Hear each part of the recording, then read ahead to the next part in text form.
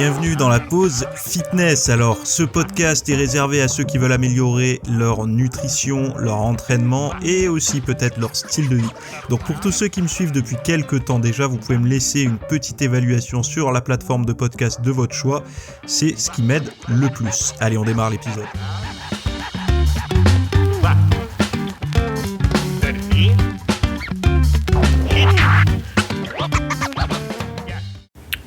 Salut à tous, j'espère que vous allez bien, que vous êtes bien reposés en ce début de semaine. Alors, on va parler aujourd'hui de pas mal de petits sujets d'actualité. Même si l'actualité au niveau fitness, je peux vous garantir que c'est la croix et la bannière pour essayer de trouver du contenu, tout simplement parce qu'il n'y en a pas. Il n'y en a pas parce que, pour plusieurs raisons, déjà, on en parlera plus tard. On en parlera plus tard, mais il y a un désintérêt profond. C'est pour ça que le titre, c'est « Le fitness est mort » ou en coma, tout simplement parce que pour des tas de raisons, le monde du fitness est mis dans la tête de beaucoup de personnes en second plan. Alors je sais, vous qui m'écoutez, nous on est un peu des irréductibles, parce que c'est notre style de vie, mais globalement, on en parle assez peu, et je vous invite même, vous, à faire le travail, taper ne serait-ce que musculation ou fitness dans Google Actualité ou dans des médiums comme ça qui proposent un petit peu d'actu, vous allez voir que les sujets sont assez distancés en termes de date finalement, et donc du coup on voit bien que c'est pas un sujet chaud malgré les grosses problématiques qu'il y a on va dire dans l'industrie du fitness. Quand je parle de l'industrie, on va parler surtout des salles de sport, quoi. Bon bref, aujourd'hui on va traverser l'actualité santé fitness avec du sans gluten, un robot qui a un soulevé de terre à 68 kg, on va parler des salles de sport, on va parler d'un nouveau film de bourrin pour les gens un peu sans cerveau comme moi, et on va parler également d'une petite réflexion. Alors je l'ai eu rapidement ce matin. On en parlera de toute façon, vous allez voir, ça va être assez varié. Bon allez, on attaque avec le premier sujet. Le premier sujet, c'est sur économiser cette année en mangeant sans gluten. Oui, en fait, je sais que, moi, vous savez que je ratisse assez large pour les sujets, parce que je pense que ce sont des sujets qui devraient ou qui peuvent vous intéresser aussi, étant donné que moi ça m'intéresse et qu'on se ressemble plus ou moins. J'aime bien apporter, puis j'ai le temps, moi, c'est mon travail de chercher cette actualité, donc c'est intéressant, je pense, de la partager avec vous. Donc en fait, pourquoi j'ai mis comme titre « Économiser cette année en mangeant sans gluten » ? Tout simplement parce que le cours du blé en France a augmenté. Donc voilà, ça a augmenté fortement. Alors il y en a qui vont se dire, il y en a qui en profitent, etc. Non, c'est pas qu'il y en a qui en profitent, c'est tout simplement qu'il y a eu de la sécheresse au Canada. Donc des récoltes qui ont été perdues. Il y a une récolte russe décevante et une forte demande mondiale, donc le prix des céréales s'envole, tout simplement. Donc ils disent que c'est du pain béni pour les agriculteurs français. Donc ça reste à voir si c'est les agriculteurs qui vont en profiter ou les distributeurs. Mais en tout cas, une chose est sûre, c'est que pour l'occasion, manger sans gluten va devenir plus économique. Parce qu'une des grosses problématiques de s'alimenter. Alors, je sais qu'il y en a qui vont dire, mais attends, pourquoi tu veux nous faire manger sans gluten ? C'est quoi le problème ? Il n'y a pas réellement de problème si vous n'avez pas de problème, sauf à partir du moment où vous voulez commencer à faire attention à votre tour de taille, etc. Le blé, les fibres contenues dans le blé, même dans le blé complet, ne sont pas les mêmes, par exemple, que dans le riz complet ou dans des aliments autres entiers. Et donc, du coup, ces fibres-là n'ont pas le même effet au niveau de l'IG. C'est pour ça que vous avez déjà vu que le blé complet, vous avez certainement vu déjà des articles et tout ce qui se dit sur le sujet, où ils prennent du pain complet et du pain blanc, et ils disent, finalement, l'index glycémique est pas forcément différent entre les deux. C'est modeste, en fait. C'est marginal, la différence. C'est tout simplement que les fibres du blé ici je vais simplifier à mort, mais ne ralentissent pas autant la digestion que ce qu'on pourrait en attendre finalement, puisque souvent quand on consomme des aliments entiers et complets, c'est tout simplement pour avoir déjà un spectre plus large en termes de micronutriments, mais également un apport en fibres plus élevé, ce qui permet de ralentir la digestion, d'augmenter la satiété et donc d'éviter des pics de glycémie, etc.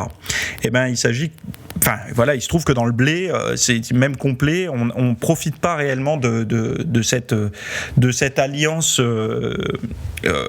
réduction de la satiété, enfin pas réduction, obtention rapide de satiété. Donc que ça cale en fait tout simplement et baisse de la glycémie, enfin en tout cas maintien d'une glycémie plutôt stable. Donc déjà c'est une des raisons pour lesquelles le blé est assez peu présent finalement. Alors tous les aliments dérivés du blé, les pâtes, le pain, les brioches, tous ces trucs là, c'est assez peu commun dans les diètes pour garder la forme. Et également après il y a le côté gluten. Le gluten, même si aujourd'hui c'est moins à la mode, donc c'est plus rentré dans le quotidien de beaucoup de personnes, mais c'est moins à la mode, on en parle moins, mais les données sont toujours les mêmes, hein. Le gluten aujourd'hui dans le blé moderne n'est pas le même qu'il y a quelques décennies, et donc du coup c'est pro-inflammatoire pour une grande partie des gens. Moi j'en ai fait les frais, on va dire entre guillemets, alors à ma petite échelle, mais c'est vrai que quand je consomme du gluten régulièrement, ça peut me créer des désordres intestinaux, alors pas violents, hein, mais c'est toujours des désordres, et cumulé aux désavantages au niveau fitness, enfin j'ai pas trouvé d'intérêt de le conserver. Alors je suis pas sectaire, une diète pure sans gluten c'est pas forcément ce qui m'intéresse, mais d'essayer d'avoir un ratio plus faible pour les produits contenant du gluten. Donc par exemple, si on va choisir un pain de seigle complet avec plein de graines et tout, c'est ça justement qui va réduire la glycémie quand il y a beaucoup de graines, surtout de matières grasses et de fibres autres ajoutées au pain. C'est ça qui va un petit peu calmer la réponse glycémique. Et donc du coup, moi je regarde plutôt un apport ultra modeste. J'aime pas me priver 100% d'un aliment. Je préfère, quand il est pénalisant, de le réduire au minimum sans le supprimer totalement. Mais bon, par rapport à cet article, ce que je voulais dire, c'est que finalement, pour beaucoup de personnes, manger sans gluten, c'était synonyme de chair. Alors attention, manger sans gluten, il ne faut pas aller chercher des farines de maïs ou des farines de blé, de riz, etc., qui elles ont un IG relativement élevé, et c'est pas intéressant au niveau fitness. Donc vous savez, tous les aliments qui sont tamponnés sans gluten, mais transformés par l'industrie, c'est pas forcément quelque chose d'intéressant pour le sportif, et même pour la santé globalement. Mieux vaut se tourner vers des aliments naturellement sans gluten, la patate douce, le riz, enfin même tout un tas le sarrasin, des choses comme ça, ce qui peut être beaucoup plus intéressant au niveau micronutriments, au niveau santé et au niveau fitness. Et donc du coup, ces aliments qui étaient plutôt mis de côté par leur prix, et bien là, l'écart de prix actuellement a tendance à se réduire étant donné que le blé augmente. Donc du coup, ça peut être intéressant pour les personnes qui veulent s'y mettre, de recalculer un peu leur panier de courses, parce que de toute façon, quand il y a une hausse comme ça du cours du blé, parce que ce sont des cours, hein, comme le cours de l'or, etc., ça peut être intéressant de regarder son panier d'achat, de regarder les augmentations sur tous ces produits-là. Donc voilà, ça c'était une petite actualité, et sachez que c'est pas ceux qui... Moi je serais curieux de savoir qui en profite réellement. Est-ce que c'est les agriculteurs? Si c'est les agriculteurs, tant mieux, hein. S'ils taxent à mort les produits qu'on envoie ailleurs, enfin moi je suis pour, hein, puisque c'est bien alors pas d'envoyer toutes nos... Ah, d'ailleurs il y a un truc qui m'a perturbé. Je vais vous en parler après. Moi, de taxer à mort les produits qui sortent de la France, je suis pour, hein. Enfin, je veux dire, c'est normal. Au moins, ça permet, vous savez, l'offre et la demande, hein, pour qu'il en reste sur le territoire français. Le but étant d'augmenter les prix. Mais ce qui serait intéressant, c'est d'augmenter les prix de sortie, pas les prix sur le local, quoi. Mais bon, après... Je ne vais pas m'étendre sur le sujet. Bon, le petit truc qui m'avait perturbé, moi, qui m'a mis... contrairement à beaucoup de personnes, moi, c'est un truc qui m'a marqué énormément. Quand j'ai vu que la Chine, je crois que c'est la Chine, participe énormément à la déforestation en France. C'est-à-dire qu'ils ont besoin de bois, là-bas, visiblement. Et en fait, pour se servir en bois, ils viennent chez nous. Et donc du coup ils pillent un peu les forêts. Et vous savez que j'ai énormément j'ai une alliance extrême avec les arbres, les forêts, tout ça. Enfin, moi personnellement, je suis pas écologiste, attention, hein, je suis pas, enfin, à ma petite échelle, comme n'importe quel individu, mais je veux dire, je suis pas un activiste dans ce domaine. Par contre, quand je vois ce genre de choses, ça me dérange venir piller nos belles forêts pour je sais pas quoi faire, peut-être des meubles ou j'en sais rien. Alors nous on le fait aussi ailleurs et je trouve ça pas bon. Mais là, quand c'est fait chez nous, forcément, ça nous touche plus, puisque les forêts, on y a accès directement. Donc, il faut en être conscient. Et moi, personnellement, quand j'ai vu ça, j'ai dit, mais quelle bande de... Enfin bon, voilà, je ne dirai pas la fin de ma phrase, mais ça m'énerve, en fait. Ça m'énerve pas qu'eux, en fait, que les Chinois demandent si nous, on a du bois et nous l'achètent. Bon, ils ont le droit. Mais en fait, c'est ceux qui disent OK et qui viennent qui viennent sur notre terre, en fait, couper les arbres, ça me dérange, puisqu'il y a quand même un accord au niveau français ou au niveau européen, et ça me dérange un petit peu plus. Et je pense que très largement, le monde du fitness, c'est aussi le monde des forêts, de la nature et tout, parce que on aime se promener, on aime faire notre cardio, notre balade en vélo, ou notre balade en famille dans les espaces verts, etc. Et aujourd'hui, on s'en rend pas compte aujourd'hui parce que la France est dans un état assez divisé, assez problématique actuellement, mais on se rend pas compte, et moi je l'ai vu avec pas mal de personnes qui sont parties vivre ailleurs. Je suis régulièrement en contact avec des personnes qui vivent dans d'autres pays, et souvent des pays type anglo-saxons. Et un ami qui est un très très bon ami de très longue date, qui est parti vivre en Australie et qui me dit, tu sais Théo, j'ai bourlingué, il a fait beaucoup de pays, et il m'a dit, en France, c'est très bien. Il me dit, tout est bien, sauf deux choses. Il m'a dit la politique, donc la gestion en fait du pays, et ça c'était il y a quelques années qu'il me disait ça, pas en ce moment. Et deuxième chose, il me dit le climat, un peu insécurité, c'est pas un peu, c'est en fait comment on appelle ça là. En fait, ils sont un peu aveugles sur le réel climat d'insécurité en France. Et il le minimise, alors que beaucoup de personnes vivent dans l'insécurité, mais pas que au niveau des comment dire, entre les individus, mais globalement en fait, l'insécurité globale, à tout point de vue en fait, protection à la fois de la sécurité physique et tout ça, mais également de la sécurité au niveau de l'emploi et tout, même si aujourd'hui on est dans un pays où il y a beaucoup d'aide et tout, il pointait ça. En fait, il le démontrait par rapport au fait que dans les pays où il est allé, il arrivait quasiment sans expérience et il a partout trouvé assez facilement du travail. Et que s'il voulait travailler beaucoup, il avait le droit de travailler beaucoup. Et c'est ça qu'il reprochait un petit peu en France, où ceux qui voulaient bosser, finalement, on était toujours un peu bridés, quoi. Bref, en fait, c'est pour dire que la France est belle. Au-delà de sa gestion interne du pays et tout ça, on a quand même des très beaux décors, on a les plus belles villes, franchement, il faut dire ce qui est, montagne, mer, océan, ceux qui ont un peu fait... Et d'ailleurs, bon, il ne faut pas trop que je m'étende sur le sujet, mais beaucoup de personnes ont pour rêve de partir à l'étranger en vacances et tout ça. Honnêtement, en France, vous avez des tas et des tas et des tas de coins qui sont vraiment sympas. Si vous aimez la bagnole et que vous aimez rouler, partir en road trip et tout, franchement, il y a vraiment des super beaux routes en France. Allez faire un tour en Provence. Moi, j'adore la Provence, par exemple, c'est génial.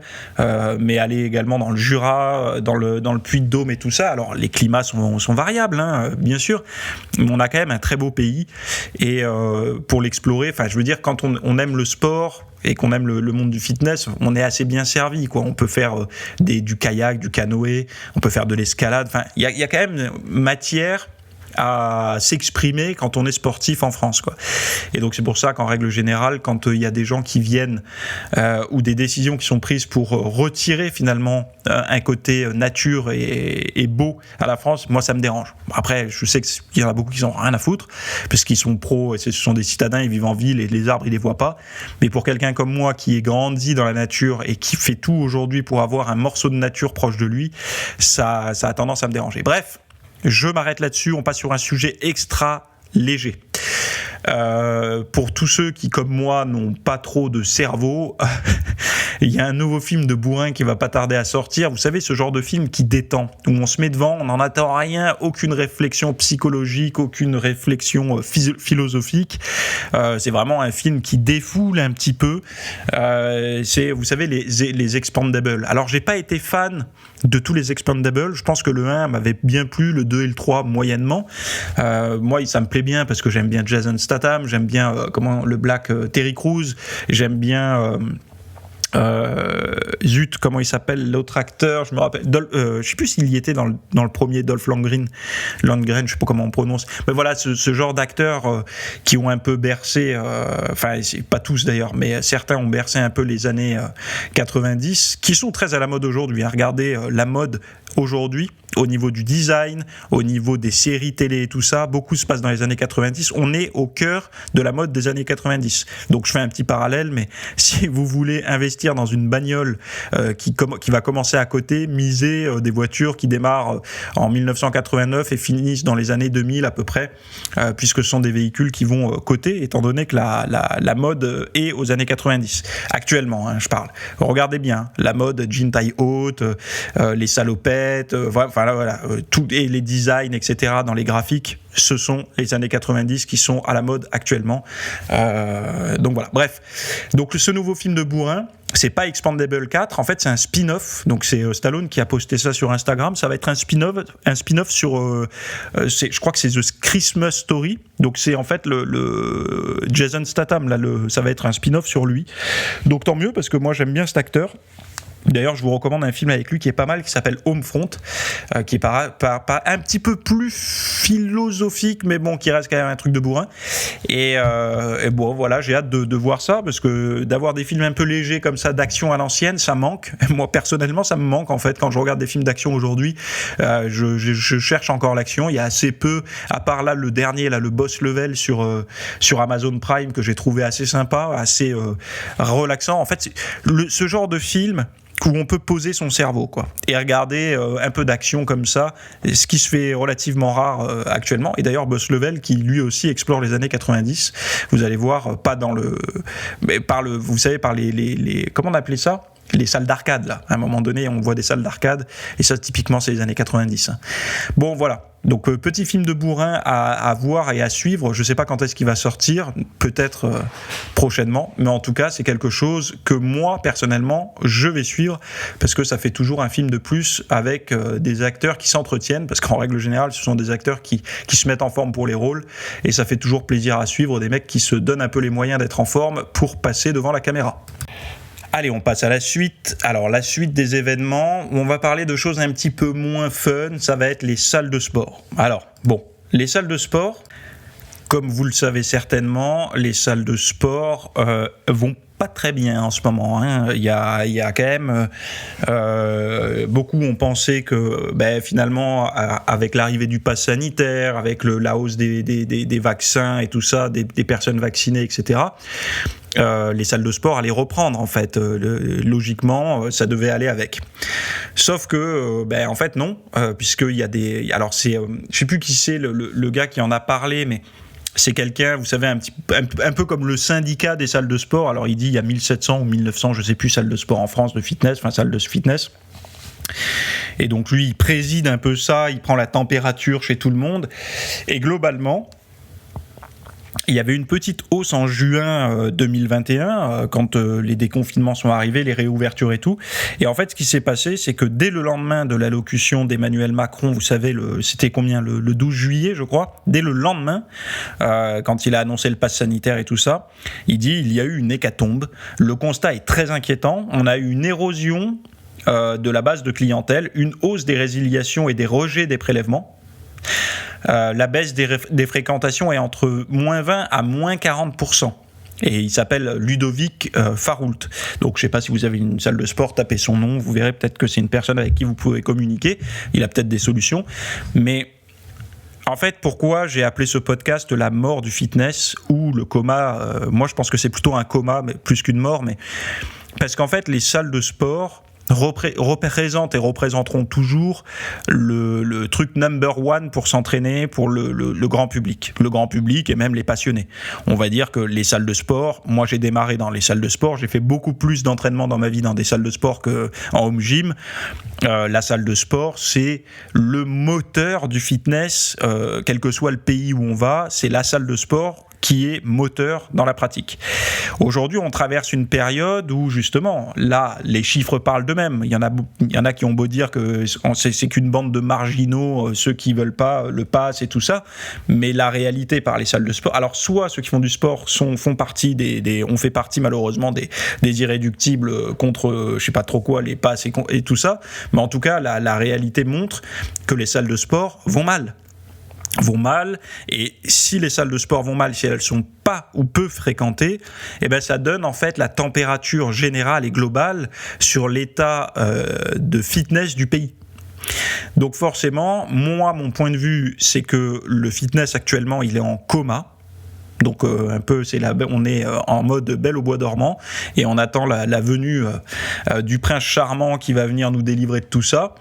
Moi, je pense personnellement que c'est un long coma et ce long coma ne pourra, on pourra sortir la France pourrait sortir de ce long coma au niveau fitness que par la suppression totale, la remise en route totale comme avant, etc. Comme avant, avec bien sûr des cicatrices et des séquelles, mais et eux, ils parlent de, je sais plus, je crois, il faudrait 8 mois à peu près pour retrouver une vitesse de croisière, etc. Donc, vous savez, s'il y a moins de personnes, les gens, si globalement, il y en a beaucoup qui ont pris la décision de ne plus aller s'entraîner, c'est pas pour la peur de se contaminer, hein, c'est clairement des gens qui sont contre le pass sanitaire. Et après, c'est quelque chose qui peut se défendre aussi. Hein, les libertés, les gens ont le droit de se poser des questions là-dessus. Mais peu importe, en fait, ce qu'il faut regarder, ce sont les faits. Les faits sont que les gens ne vont plus dans ces salles à cause de ça. Parce que ça met une barrière supplémentaire à l'entrée, tout simplement. Déjà, vous savez, quand vous touchez un domaine qui est assez fragile en termes de passage de porte, en fait. La salle de sport est un domaine fragile en termes d'adhésion. Il faut une volonté, il faut une décision, il faut repérer les lieux, il faut se dire est-ce que je suis prêt à payer tant tous les mois, à me décider, etc. Donc il y a déjà pas mal d'obstacles à franchir et évidemment, le pass est un obstacle supplémentaire. Donc, forcément, ça va écrémer encore plus. Là, visiblement, ça a écrémé entre 20 et 40% des gens.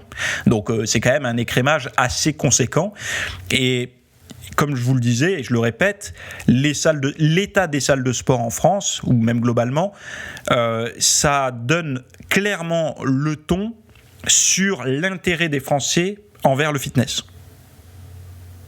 Parce que des personnes qui ne peuvent plus aller s'entraîner, qui ont décidé de ne pas aller en salle de sport, ce sont des personnes qui vont forcément moins se renseigner, moins regarder, Vous savez, quand on regardait les personnes qui arrêtent le sport, des personnes qui ont été sportives ou qui ont fait de la muscu pendant des années, et puis un jour, pour une raison X ou Y, hors Covid, je parle, mais pour une raison X ou Y, ce sont des personnes qui vont arrêter, par exemple, à se mettre en couple ou quoi, vous savez, ça existe, ça. Beaucoup de personnes, ça je comprendrai jamais, mais bon, bref. Des gens qui, le jour où ils ont un super physique, ils se mettent en forme et tout, et puis le jour où ils sont en couple, ils abandonnent tout, ils prennent des kilos et tout, comme si leur vie de couple était acquise. Ces gens-là, à un moment donné, ils vont tomber de haut, ils vont vite déchanter.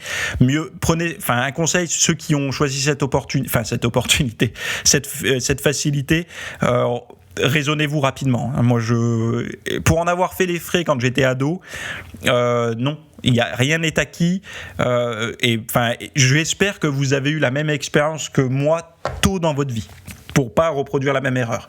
Ne vous laissez jamais aller sur le côté check, c'est bon, vie de couple, ok, ça c'est fait, je peux passer à autre chose et me mettre dans le confort. Non.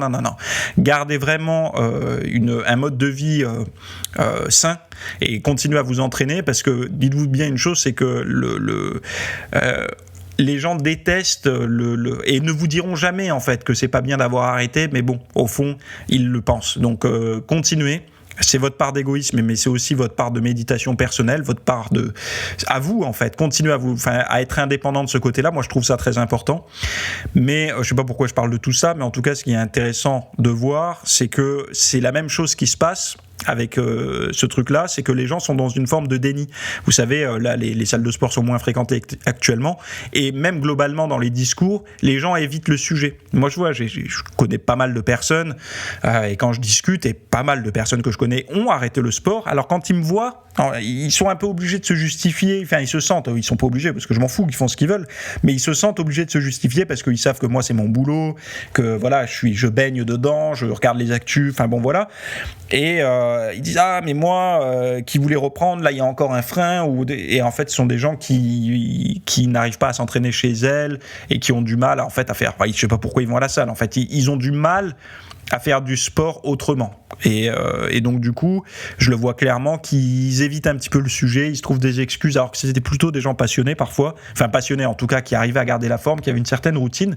Et là, on le voit clairement, qu'ils sont dans une forme de déni où ils évitent tout ça. Et n'oubliez pas que les salles de sport passeront toujours après finalement les distractions. Et vu qu'on nous fait miroiter un confinement là pour prochainement, donc à peu près au courant de l'automne, là, un nouveau confinement, évidemment les gens ils ont envie d'accumuler du plaisir avant d'être de nouveau confinés. Donc je vois par exemple que là tout ce qui est du domaine des discothèques, des plages privées, enfin des choses comme ça, ça a plutôt tendance à bien fonctionner. En tout cas, il y a des files d'attente assez conséquentes à l'entrée, donc les gens sont en carence de plaisir, surtout les célibataires, et je les comprends, d'avoir été verrouillés chez eux pendant des mois et des mois, enfin bon bref, c'est pas fun, donc forcément d'aller à la salle de sport ça passe en second plan. Mais il y a une solution toute simple à ça, je vous le dis clairement, c'est le home gym. En attendant que les salles de sport récupèrent leur vitesse de croisière et leur liberté d'entrée-sortie, le home gym est une très bonne solution. Le home gym, c'est une salle de sport minimaliste chez vous. Vous pouvez vous entraîner à n'importe quelle heure. Vous avez envie de vous entraîner en rentrant de soirée parce que vous n'arrivez pas à dormir, vous pouvez le faire. Vous avez envie de vous entraîner avant d'aller bosser le matin, vous pouvez le faire. Vous pouvez le faire entre midi et deux, vous pouvez le faire quand vous voulez. Le home gym minimaliste, comme je l'appelle, c'est ce que moi j'ai mis en place depuis 2 ans. Ça fait 2 ans. Tiens, c'est marrant, ça fait 2 ans que je m'entraîne à la maison. Et d'ailleurs, aujourd'hui, je peux vous donner un bon feedback, moins de blessures, progression similaire, physique similaire, enfin je veux dire toutes les inquiétudes que pourraient avoir des personnes comme moi auparavant, parce que je pouvais avoir certaines inquiétudes, me dire j'aurais pu accès à certaines machines spécifiques et tout ça en fait c'est un leurre, je vous le dis concrètement. Si vous continuez à travailler, alors évidemment si vous avez 3 élastiques et un haltère de 5 kg ça va pas le faire, mais si vous avez un minimum de matos, banc, barre, haltère, une barre de traction et des chandelles par exemple, ce qui, voilà, un budget, on va dire, si vous avez entre 500 et 1000 euros à investir, voire moins, si vous le prenez d'occasion, moins de 500 si vous prenez tout d'occasion sur le bon coin, vous pouvez vous faire vraiment un home gym sympa et maintenir un bon physique, voire progresser. Mais par contre, vous allez taper fort parce que ça va être beaucoup de mouvements de base avec des charges libres, donc voilà, moi perso, moins de douleur, donc voilà, je sais que beaucoup disent le contraire, mais moi, je peux vous donner mon retour personnel, j'ai moins de douleurs, et vous savez les petites douleurs à la con qu'on peut avoir quand on s'entraîne, une petite tendinite qui traîne, un petit truc comme, je n'en ai plus. Donc et pourtant je travaille avec des charges quand même pour mon gabarit assez lourdes, en tout cas par rapport à mes performances que je faisais en salle, je veux dire je travaille pas plus léger quoi. Donc pour moi la solution à moyen terme pour beaucoup de personnes ça serait le home gym. Le home gym, on verra dans ma réflexion en fin de podcast, voilà, on en parlera un petit peu. Alors attention aux chiffres. Ça c'est un autre sujet par rapport aux habitudes des Français. Alors il faudrait que je reprenne le doc. Alors c'est un doc alors le titre c'était Surpoids et Covid-19, une étude montre que les Français boudent enfin les régimes pour perdre du poids. Donc je vous mettrai la source. Alors que 76% des Français déclarent vouloir faire davantage pour leur santé suite à la pandémie, ils sont nombreux à avoir pris conscience de l'importance du mieux manger, etc., etc. Alors il faut savoir une chose, c'est que là je vais vous donner un chiffre qui a été assez peu parlé. C'était en mai, un article qui a été sorti en mai qui disait une étude pointe le surpoids, même léger, comme facteur de risque de forme grave. Donc vous savez, j'en avais déjà parlé je crois, mais les personnes en surpoids sont entre guillemets considérées comme entre guillemets super contaminateurs, 3 fois plus, tout simplement parce qu'elles expirent plus de gouttelettes aérosols, donc du coup elles sont, enfin voilà, et j'ai pas besoin de, c'est pas moi qui le dis, ce sont les articles qui ont été publiés sur le sujet qui en parlent, donc voilà, et ils disent aussi que les symptômes sont plus graves chez les personnes qui ont un IMC, à la base ils disaient supérieur à 25, ce qui est assez facilement, enfin voilà, et beaucoup de personnes ont un IMC supérieur à 25, et que finalement l'étude a même conclu que le risque de faire une forme grave du Covid augmente même au-dessus d'un IMC de 23. Donc on voit que même un léger surpoids augmente en fait les risques. Donc c'est là où il y a un énorme paradoxe, c'est que la forme physique, et on sait que pour perdre du bide par exemple, cette graisse viscérale, la muscu est géniale, hein. La muscu et la haute intensité c'est génial, et ce sont deux choses que vous pouvez faire à la maison. Et ben on en parle assez peu, moi c'est toujours pareil, il devrait y avoir quand même une forte, pour s'armer au maximum et essayer de tomber son IMC. Alors l'IMC, pour les gens, le grand public, ça peut parler. Pour les personnes qui font de la muscu comme vous et moi, notre IMC est un peu faussé tout simplement parce qu'on a plus de masse musculaire, ça pèse sur la balance et donc notre IMC il est faussé. Donc mieux vaut se baser sur les tours de taille, et le tour de taille, je crois qu'il faut avoir inférieur à 92, 13, ou même je crois que ça a été revu à 100, mais bon, c'est pas bon signe quand c'est revu à la hausse, mais il faut avoir un tour de taille inférieur à une certaine mesure. Je crois que c'est entre 90 et 100 pour un homme, donc inférieur à ce chiffre-là. Et pour une femme, c'est de l'ordre de 80 ou je sais plus. Je vais essayer de vous le trouver. Tour de taille,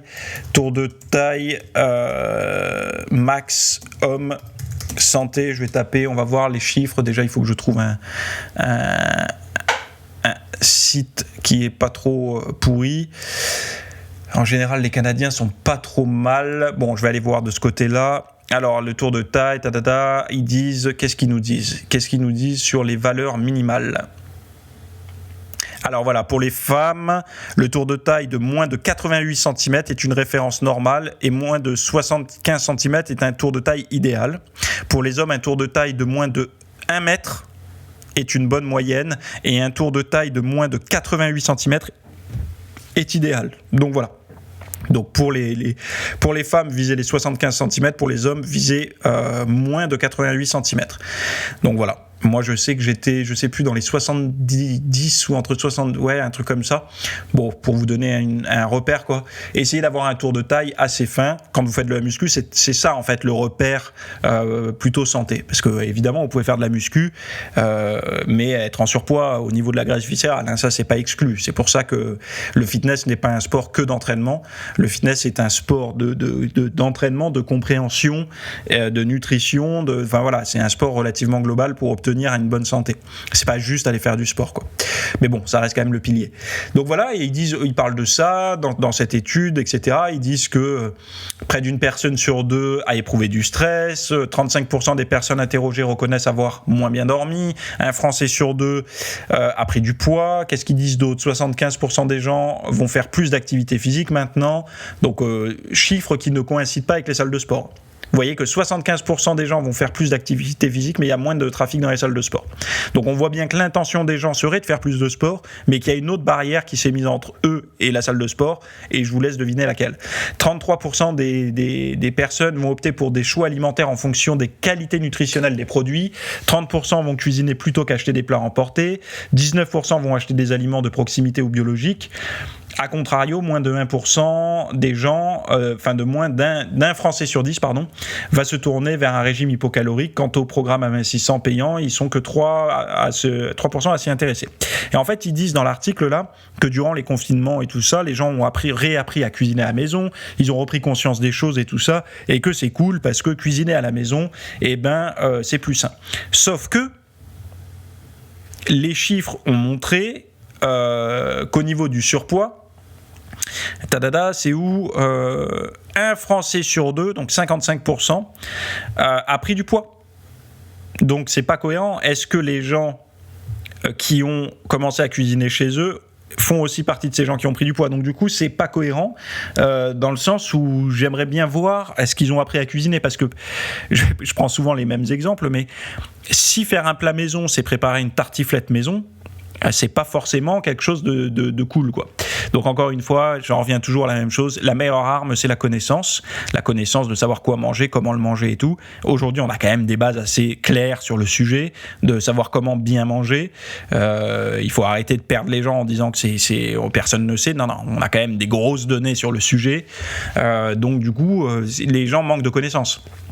Donc, ce qui est marrant, c'est que les études, donc attention, c'est pour ça que je disais attention aux chiffres, parce que les études disent, les chiffres montent dans les sondages, les gens vont faire plus de promenades, 20% vont marcher plutôt qu'utiliser leur voiture, 17% vont s'entraîner chez eux, etc., etc., etc. Donc, que des chiffres en fait qui disent, mais les gens ont pris conscience qu'un mode de vie sain était bon. Mais non, en fait, les gens sont globalement plus en surpoids qu'avant, globalement plus dépressifs qu'avant, et globalement ne vont moins à la salle qu'avant. Donc il y a quand même entre le discours et la réalité, parce que c'est vrai, quand on en parle autour de nous, si vous demandez les intentions des gens, vous verrez que c'est totalement différent des actes concrets des gens. C'est-à-dire que si vous demandez aux gens, pensez-vous qu'il serait bien que vous mangiez plus de légumes, etc. Est-ce que c'est une volonté pour vous, dans le futur, de faire plus de sport, de manger plus sain ? Tout le monde, globalement, va vous dire oui. Mais on ne peut pas se dire que ça va mieux parce que les gens disent qu'ils vont le faire mieux. En fait, de tout temps, j'aime pas dire ça, mais on va dire que globalement, les gens, quand on regardait un petit peu les discours, les gens, globalement, disent presque toujours la même chose, disent il faut que je fasse mieux, il faut que je mange mieux, mais en fait, ça, les mots, ça veut rien dire, ça ne donne pas l'état concret sur le moment. Sur le moment, ce serait poser d'autres questions. Et c'est pour ça, en fait, que les chiffres, il faut faire attention, et c'est souvent de la manière dont sont posées les questions dans les questionnaires pour les sondages et tout ça, de parler d'intention ou de parler d'acte, ça n'est pas la même chose. Mieux vaut demander aux gens, concrètement, admettons, la semaine dernière, avez-vous fait moins d'1 heure d'activité physique, entre 1 heure et 3 heures, ou plus de 3 heures ? Ça, c'est concret, puisqu'on se base sur les actes passés, et donc on peut prendre la température réelle du moment. Pareil pour la nutrition. Moi, une question que je pourrais poser, c'est est-ce que le repas que vous avez pris hier soir contenait que des aliments non transformés ?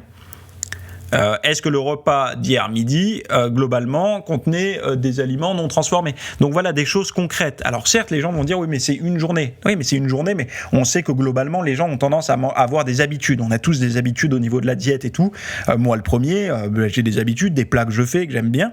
Donc globalement, on se dit que si une ou 2 prises alimentaires sont là, et quand on demande sans prévenir à l'avance, parce que c'est toujours ça le problème, si vous prévenez à l'avance quelqu'un, il aura toujours tendance à mieux manger, hein. Si vous voulez faire adopter un bon régime à une personne qui n'arrive pas à perdre du poids, vous lui dites je vais vous peser dans 1 semaine, et donc le simple fait de faire ça, la personne va être beaucoup plus sujette à faire attention. Ou alors dites-lui un autre truc, dites-lui est-ce que vous faites, vous notez tout ce que vous mangez. Une personne qui arrive vers vous et qui vous dit je ne perds pas de poids, pourtant je mange sainement. Ok, d'accord, sainement et hypocalorique, donc bon. Et la personne omet peut-être de dire certaines choses. Donc ce qu'il faut lui dire, c'est dire écoutez, à chaque fois que vous mangez quelque chose, vous le prenez en photo, vous le notez et vous me faites un rapport en fin de semaine. Et bien vous allez vous rendre compte que cette personne-là, quand elle vous fera un rapport en fin de semaine, elle aura perdu quelques grammes. Tout simplement parce qu'en fait, elle va conscientiser, je ne sais pas si on peut dire les choses comme ça, mais elle va écrire sur papier ou prendre en photo et voir toutes les erreurs qu'elle fait, et donc du coup se dire attends, je peux pas lui envoyer ça au bonhomme, quoi.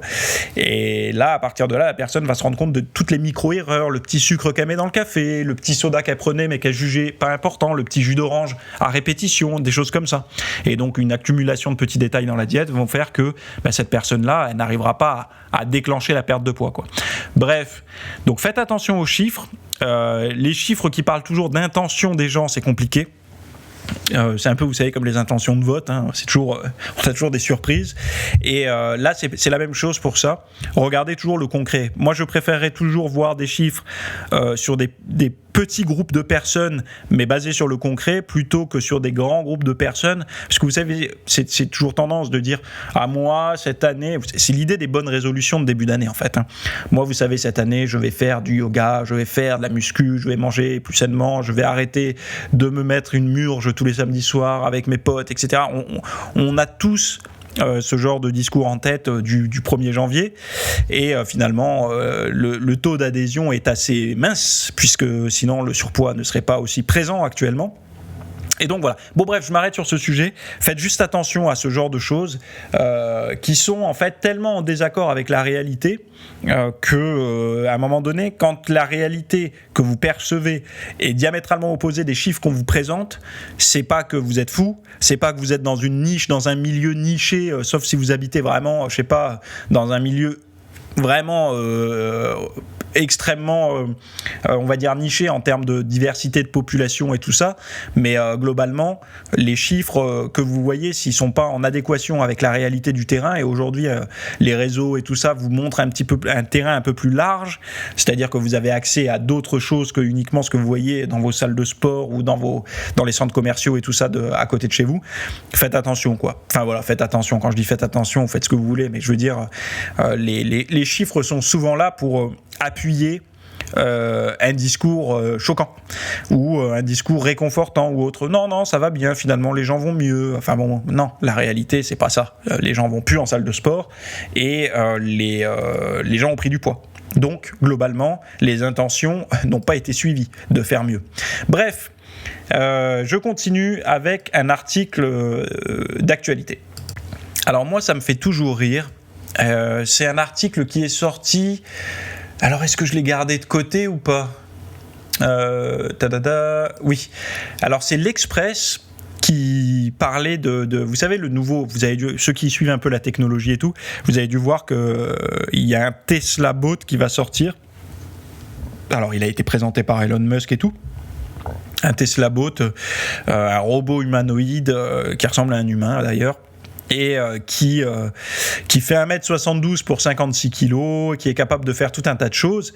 Et moi, ce qui me fait toujours rire, c'est le titre des articles des journaux. Là, l'Express titre « Tesla Bot, : faut-il vraiment croire au robot humanoïde annoncé par Elon Musk ?» Eh bien, en fait, vous ferez mieux d'y croire. Parce que personne ne croyait aussi en sa voiture électrique et aujourd'hui il est quand même en très bonne position, en très bonne posture de ce côté-là. Le cours de la bourse de Tesla est relativement élevé, même si, enfin voilà, il est un peu plus bas qu'il y a quelques temps, mais il est quand même assez haut par rapport à la concurrence. Moi ça me fait toujours rire quand il y a ce genre de titre où on voit qu'ils sont au-dessus, qu'ils sont là. Bon, est-ce qu'il faut vraiment y croire ? Non, mais le gars il est déjà loin, très loin au niveau de ses prises de décision et tout. Enfin voilà, mais bon, c'est toujours pareil. Elon Musk, on essaye de le mettre dans des catégories. Là, il y en a, je vois, qui essayent de le mettre dans la catégorie. Ah là, c'est dangereux parce que l'intelligence artificielle. Mais en fait, c'est ceux qui prennent les articles aujourd'hui. Donc qui sont contre Elon Musk et tout. Parce que vous savez, Elon Musk échappe grandement. En fait, il est tellement riche maintenant qu'il peut lancer des projets il est du style, lui, à lancer un truc puis voir si c'est légal après, en gros, hein, et puis à demander les droits après. En gros, je schématise, mais en fait, il s'en fout un peu, quoi. Il fait ce qu'il veut et puis après, il voit si ça passe. Mais en fait, Elon Musk, par rapport à l'intelligence artificielle, ceux qui ont suivi depuis longtemps son travail savent que lui, il a dit que c'était extrêmement dangereux. C'est-à-dire que l'intelligence artificielle, il en a parlé, il a dit « Moi, ce qui me fait peur pour les années à venir, c'est l'intelligence artificielle parce que c'est très dangereux. » Et en fait, lui, son projet par rapport à ça, c'était de faire une intelligence artificielle cadré, borné, pour justement ne pas laisser ce domaine à la solde des gens qui sont pas mal intentionnés, mais qui pourraient laisser le truc un peu marcher en mode tranquille tout seul, quoi, et qui là pourrait devenir plutôt risqué. Mais aujourd'hui, les gens s'attaquent à lui parce qu'il parle d'intelligence artificielle. Regardez bien historiquement ses motivations. À la base, c'était justement pour créer un contrôle pour pas que ça dérive. Bon, bref, et en tout cas là, le robot humanoïde. Alors c'est marrant parce que j'ai récupéré quelques données. Alors c'est où ? C'est là. Donc son dernier joujou, un robot humanoïde métallique baptisé Tesla Bot, mesurant 1m72 pour 56 kg. Alors, quelle précision pour une machine qui n'est pas encore conçue. Donc voilà, déjà vous voyez le titre, enfin les arguments moralisateurs, moi ça me fait toujours... La réussite ne plaît pas en France, hein. C'est quand il y a des innovateurs et tout, ça plaît pas. Bref. est présenté comme un assistant quotidien capable d'effectuer des tâches répétitives, faire des courses, porter des objets. Côté performance, il pourra déplacer des charges jusqu'à 20 kg. Le poids moyen sans doute du panier de la ménagère de plus de 65 ans. Je savais même pas qu'on avait encore le droit de dire ça. D'ailleurs, là, c'est... Mais bon, bref. Pourquoi ? C'est la ménagère de plus de 65 ans, le poids moyen du panier de la ménagère de plus de 65 ans. Et pas du... Donc c'est que les femmes, en fait, qui ont un panier de ce poids-là, pas les hommes. Et je trouve ça bizarre encore de mettre ça dans un article d'un site populaire qui est censé être, comment on appelle ça, progressiste, ou je sais pas, enfin en tout cas qui va dans le sens de toutes les chapelles du moment, là, je sais pas comment on les appelle, mais tous ces trucs qui nous foutent des bâtons dans les roues au lieu de nous aider, évoluera à une vitesse de 8 km/h, si bien que l'on pourra lui échapper en courant plus vite que lui, a plaisanté Elon Musk, avant de préciser aussi qu'il sera amical et conscient de faire partie du monde humain. Et lui, Elon Musk, il dit un monde où l'effort physique ne sera plus obligatoire mais choisi. Alors là, moi, je vais donner mon point de vue fitness sur tout ça. Alors ce qui est marrant, c'est qu'il sera capable de soulever 68 kg. Donc c'est pour ça que j'ai mis, il sera capable de faire un soulevé de terre à 68 kg. En fait, là, Elon Musk, il répond quand il dit un monde où l'effort physique ne sera plus obligatoire mais choisi. Il corrige, et je pense que c'est ironique de sa part, il vient montrer la fausseté des gens. C'est-à-dire qu'en faisant ça, il dit, en gros, vous avez un travail physique, vous êtes épuisé, vous n'avez pas le temps. Donc en fait, tous les gens qui trouvent une excuse, qui disent « Oh mais moi je suis fatigué, oh mais moi j'ai mal au dos, oh mais moi j'ai pas le temps », il donne une réponse à ça. Ben maintenant, moi je vous donne le temps, vous allez pouvoir faire de l'activité physique. Et on sait très bien, il n'est pas bête cet homme, il sait très bien que les gens, en fait, ils vont pas faire ça. On a globalement plus de temps que nos grands-parents et nos arrière-grands-parents, et que même nos parents. On a plus de temps libre. Voilà, c'est clair, enfin voilà, ça c'est documenté, vous pouvez chercher. Nous avons plus de temps libre que nos ancêtres. Pourtant, ce temps libre n'est pas consacré aux activités physiques, majoritairement. On va faire de la muscu, certes, pour nous, on fait du sport, mais globalement, les gens qui ne s'entraînent pas, ça va être du temps de réseau social, du temps de télé, des choses comme ça. Donc, si on offre encore plus de confort aux gens, ils vont encore plus se heurter à leur naturel, c'est-à-dire consommer du contenu enfin voilà, se sédentariser. Parce que là, vous allez trouver peut-être mon discours un peu brûlant, un peu choquant, mais moi je pense que imposer de l'activité physique par le biais d'un travail ou quoi, donc par exemple quelqu'un qui travaille en extérieur, qui a un mode de vie physique par son travail, ça n'est pas la même chose que se discipliner personnellement à faire du sport. La personne, si elle ne pointe pas au travail, elle n'est pas payée. Donc elle n'est pas payée, elle ne paye pas son loyer, elle ne nourrit pas ses enfants, enfin voilà, et toute sa vie s'effondre. Donc elle aura des motivations immédiates à pratiquer un effort physique parce qu'il faut qu'elle aille bosser. Si demain, vous ne pouvez plus porter vos courses, etc., déjà qu'il nous reste très peu d'activité physique. Je parle d'activité physique obligatoire. Les activités physiques obligatoires du passé, comme je vous ai dit, c'était les travails qui étaient moins assistés. Donc voilà, globalement, quand vous faisiez vos courses, il n'y avait pas de drive, donc il fallait marcher un peu plus. Enfin bon, voilà, il y avait moins d'ascenseurs, c'était moins accessible. Enfin bon, toutes ces choses-là faisaient que dans notre quotidien et au fur et à mesure des années, on avait un niveau d'activité physique plus important. Aujourd'hui, c'est moins le cas puisque tout a tendance à s'orienter vers le confort. Puisque pour vendre un produit, pour vendre une solution, il faut toujours qu'elle soit vendue plus confortable que l'alternative du passé. Donc forcément, moi je suis assez convaincu que ce robot ne va pas offrir en fait, quand il dit les gens pourront choisir de faire l'activité physique qu'ils veulent puisqu'ils auront un robot qui va faire les tâches à leur place. Ouais, mais ça en fait, c'est un bon outil marketing, sauf que dans la réalité, ça ne se passera pas comme ça. Les gens vont plus être sur leur canapé et donc se faire assister par enfin voilà. Et puis ça va même être détourné. Comment le robot a fait la vaisselle à ma place, comment le robot me savonne le dos. Enfin voilà, on va avoir tout un tas de dérives comme ça. Enfin bon, bref. Et donc moi je suis pour ce genre de choses, par exemple pour des personnes en fauteuil roulant, etc., donc qui ont besoin d'aide, ça peut être intéressant, bien que ces personnes-là soient sujets à l'isolement souvent. Donc forcément, quand vous avez une perte de mobilité, vous avez également souvent une perte de cercle social, enfin vous voyez moins de personnes, et je pense que ce serait plus intéressant chez ces personnes-là de multiplier les visites par des personnels de santé, professionnels de santé, des aides sociales, etc. et même de travailler pour que ces gens-là soient plus entourés. Amener une intelligence artificielle là-dedans, un robot, je sais pas si c'est une bonne idée. En tout cas, pour les tâches physiques, ça pourrait l'être. Par exemple, c'est tout con, mais mettre le fauteuil roulant dans une bagnole, je ne sais pas si vous vous rendez compte, pour une personne qui est en chaise roulante, comment elle fait pour mettre son fauteuil dans sa bagnole? Parce que vous allez me dire, ouais, mais il existe des trucs avec des rampes aujourd'hui. Ouais, non, mais attendez, est-ce que vous connaissez les prix?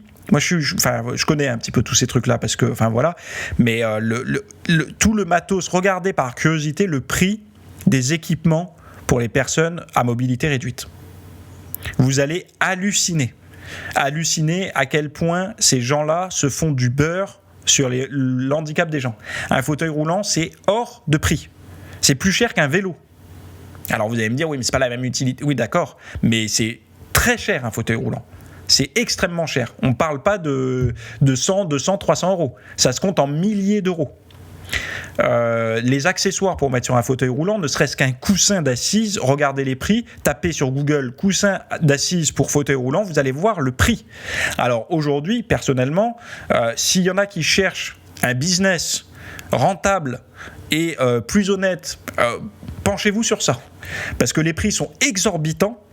Et si vous mettez des prix moins chers, parce que globalement vous pouvez faire les prix moins chers, clairement, regardez la qualité des matériaux et tout, vous pouvez faire moins cher. Et c'est de l'abus là, les prix qu'il y a dans ce domaine-là. Donc vous pouvez clairement créer des choses moins chères et de très bonne qualité, et donc aider des milliers de personnes à mobilité réduite. Bon bref, je m'arrête là-dessus, mais sachez que c'est vraiment abusé, hein. Moi quand j'ai vu ça m'a... Enfin bon... C'est vraiment... ne serait-ce que... Je regardais le prix d'un coussin, je regardais même le prix d'un parapluie. Vous savez, quand vous êtes en fauteuil roulant et que vous voulez quand même faire les boutiques, ou vous promenez, aller chercher votre pain, je sais pas moi, faire 3 courses, vous n'avez pas envie d'être trempé. Donc il y en a qui prennent l'alternative du kawaii total, mais il y en a qui aimeraient bien juste avoir une genre de petite ombrelle pour l'été quand il y a trop de soleil, ou alors un parapluie à fixer. Vous savez, un petit parapluie que vous fixez sur le tube du fauteuil roulant.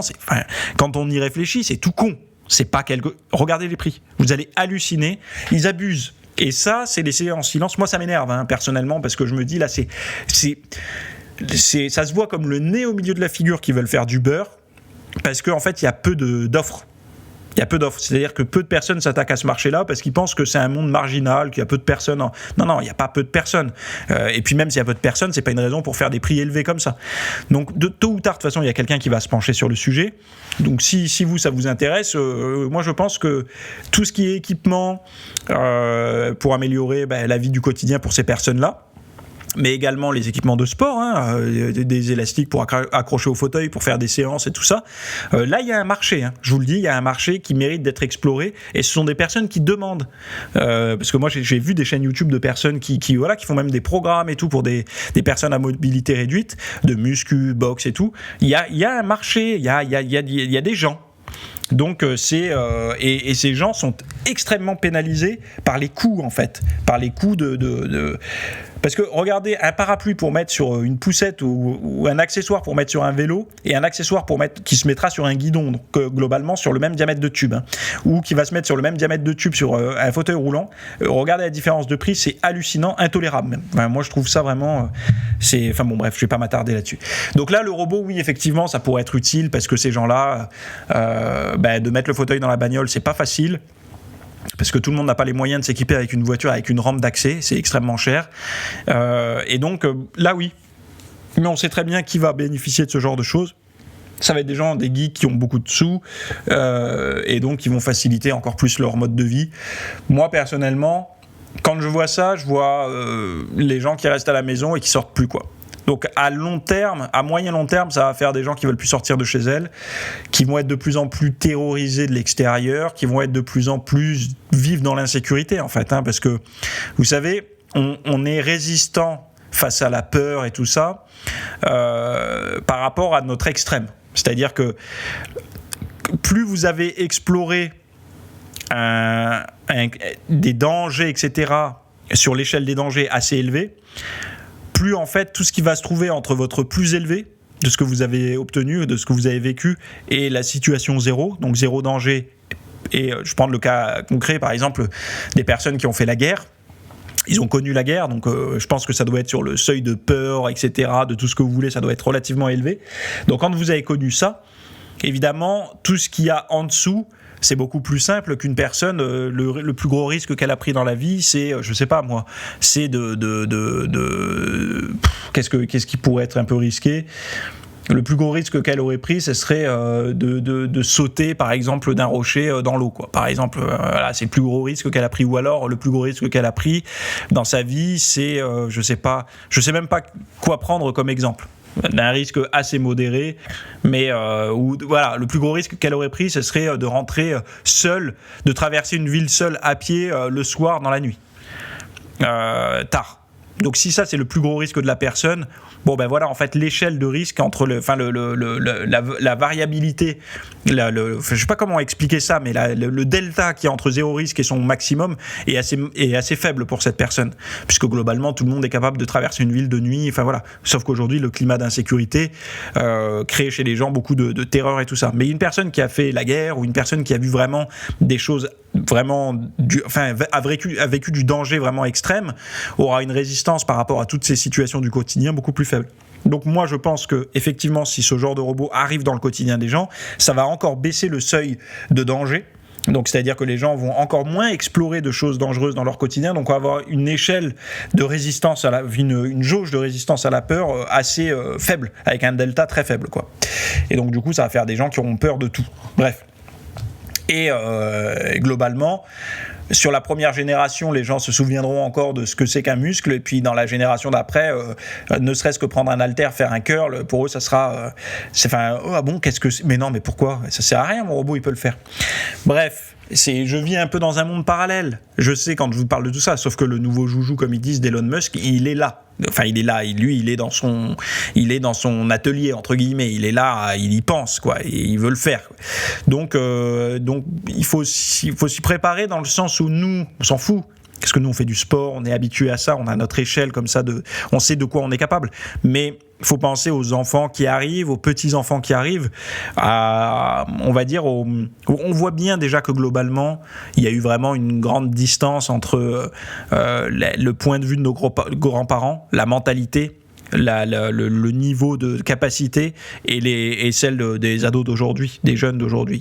Il y a quand même une différence assez notable, on va dire, quoi.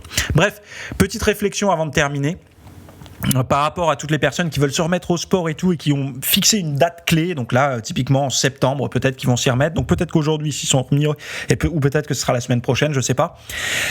Pour beaucoup de personnes, voilà, ils se disent lundi je m'y remets. Moi je vais vous donner la meilleure stratégie pour reprendre à coup sûr, mais vraiment à 100%. La meilleure solution, c'est de s'y mettre la veille de la date de reprise. C'est-à-dire que si vous avez décidé de vous y mettre un lundi, faites une micro-séance chez vous, de façon modeste mais réelle quand même. Faites une petite séance à la maison. Si vous avez décidé de faire du yoga, de la muscu, du n'importe quelle discipline sportive, de vous y remettre ou de vous y mettre, démarrez avant la date que vous avez fixée. Vous avez par exemple un exemple, c'est ceux qui ont décidé de le faire le 1er janvier, vous savez, pour les bonnes résolutions, démarrez fin novembre. Comme ça en fait, le fait d'être prêt légèrement avant le commun des mortels, parce que vous savez qu'il y a des dates clés, il y a septembre et il y a janvier pour le fitness. C'est 2 dates clés. C'est la reprise pour après l'été parce qu'on a grossi, après les fêtes parce qu'on a grossi, globalement parce que c'est une forme de bonne résolution, de bonne routine de vie. Préférez, au lieu d'y aller fort, régime, machin, tout ça, pour ceux qui débutent et qui m'écouteraient, je sais qu'il y en a peu, mais quand même, je sais qu'il y en a. En tout cas, il y en a beaucoup qui ont arrêté et qui aimeraient reprendre et qui ont du mal. Faites vraiment ça. C'est-à-dire que au lieu de vous dire je préfère reprendre quand tout ira bien, vous savez, ces gens qui repoussent en achetant le meilleur matériel, les meilleurs vêtements, ils attendent d'avoir tout l'équipement avant de s'y remettre. Non. Vous avez rien chez vous, c'est pas grave. Commencez même aujourd'hui, vous faites ce soir sans pompe, vous faites des abdos, n'importe quoi. Et en fait, ça, le fait d'être plus modeste, mais de démarrer maintenant, alors la date réelle est conservée. C'est-à-dire que vous conservez vos objectifs d'investir et tout ça dans votre équipement. Je ne sais pas ce que c'est votre but, mais bon, bref. Mais commencez quand même. Parce que Déjà le choc physique va être quasi nul en fait quand vous allez démarrer, puisque une personne qui fait plus rien depuis un certain temps et qui passe directement sous les barres après un temps d'arrêt, il va crever dans le bon sens du terme, parce qu'il va faire du bien à ses muscles et tout, mais le lendemain ça va être une torture, et même le choc va être assez important quand il va être à la salle. Donc commencez maintenant, des crunchs, on peut tout faire à la maison, on peut faire le bas du corps, le haut du corps, on peut faire du HIIT, on peut tout faire.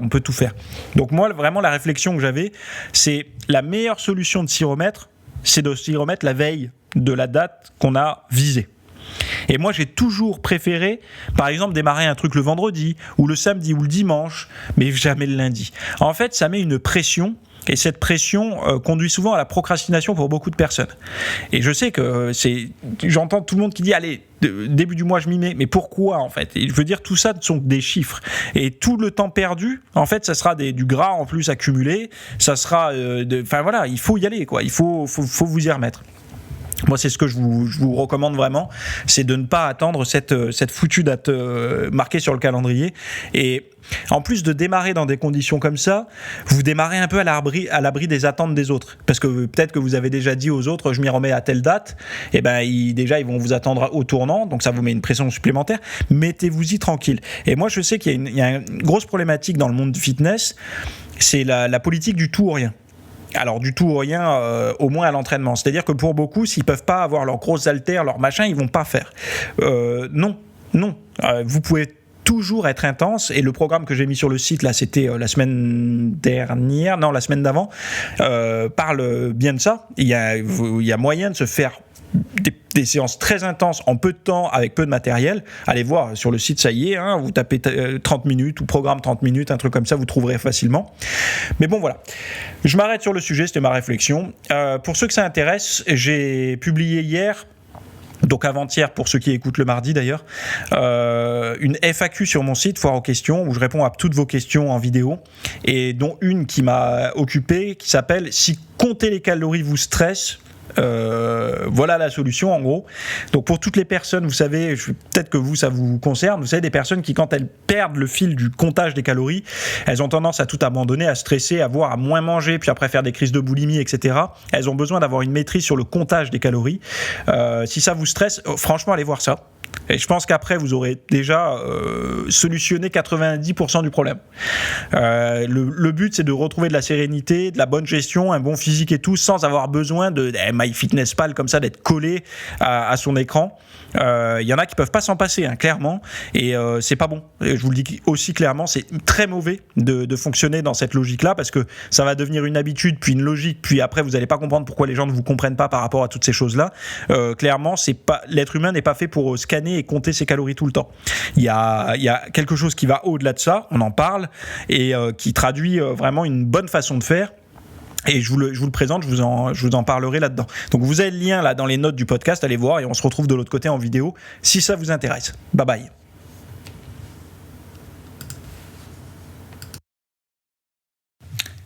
Merci d'avoir écouté cet épisode. Alors, avant de partir, j'avais juste quelque chose à vous partager. C'est vrai que vous avez peut-être des temps morts à meubler, que ce soit des temps de trajet dans les transports en commun, du cardio un petit peu long sur un tapis de course, ou alors tout simplement envie de remplacer les programmes que vous avez la soirée pour de l'apprentissage. Vous êtes peut-être adepte des émissions, des documentaires, des reportages, etc. Sauf que dans le monde de la musculation, de la nutrition, du développement, d'un mode de vie sain, etc. C'est un peu maigre en contenu dans les médias grand public. Et donc, ce que je vous propose, moi, personnellement, c'est d'aller faire un tour dans la bibliothèque alors, c'est un Netflix version fitness privée qui vous coûtera moins cher qu'un lavage auto au rouleau par mois. Et là, vous avez vraiment tous les sujets. Alors, c'est plein de cours que je propose. Il y en a déjà plus de 300. Ce sont sur le sommeil, sur les hormones, sur la nutrition. Donc ça peut être pourquoi on a faim, pourquoi on n'arrive pas à tenir un régime, comment faire, quelles sont les solutions, mais aussi d'anatomie pour l'entraînement, des programmes d'entraînement. Donc tout ce qui est lié à la perte de graisse, si vous avez du gras sur le bas du ventre depuis des années, ou alors si vous avez du mal à prendre de la masse musculaire, tous ces sujets du plus connu, entre guillemets, du plus recherché au plus pointu, Tous ces sujets sont largement abordés dans cet espace VIP. Donc, pour rappel, pour y accéder, vous avez un lien en description. Si vous ne le trouvez pas, vous allez sur www.fitnessmiss.fr et vous faites devenir membre. Voilà, vous trouverez sur le site. Et vous accédez à ce contenu caché que vous pourrez écouter partout. Voilà, je vous laisse ici. Très bonne fin de journée à tous.